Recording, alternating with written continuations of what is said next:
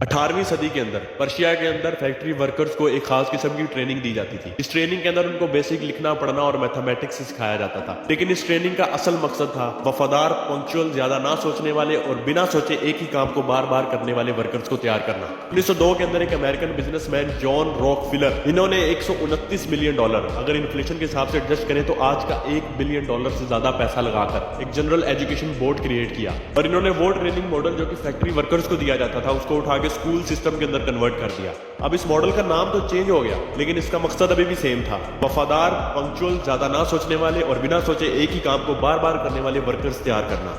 Education system के अंदर आपको सबसे पहले फेलियर से डराया जाता है। आपको बताया जाता है कि failure is not an option. Business करने के लिए सबसे पहली और जरूरी चीज जो आपको चाहिए होती है वो है रिस्क टेकिंग एबिलिटी, यानी कि रिस्क लेने की सलाहियत। एजुकेशन सिस्टम के अंदर आपको जब फेलियर से डराया जाता है तो आपके अंदर से रिस्क टेकिंग एबिलिटी खत्म हो जाती है। एजुकेशन सिस्टम के अंदर आपको बताया जाता है कि आपने सिर्फ अकॉर्डिंग टू सिलेबस ही पढ़ना है, अकॉर्डिंग टू सिलेबस ही सोचना है, अकॉर्डिंग टू सिलेबस ही लिखना है एग्जाम के अंदर। इससे आउट ऑफ द बॉक्स आपने नहीं जाना। इसकी वजह से स्टूडेंट्स के अंदर जो है वो क्रिएटिविटी खत्म हो जाती है, वो अपनी क्रिएटिव माइंड के अंदर कोई चीज नहीं अपने आप से सोचते।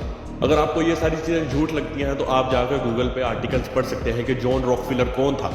स्कूलिंग सिस्टम या फिर मैं इसको कहूँ स्लेवरी सिस्टम का मास्टरमाइंड जॉन रॉकफिलर, उसका एक बहुत ही फेमस और डार्क कोट है। जॉन रॉकफिलर कहता है, I want a nation of workers not a nation of thinkers. मुझे एक मजदूर कौम चाहिए, ना कि ऐसी कौम जो खुद मुख्तार सोच रखती हो।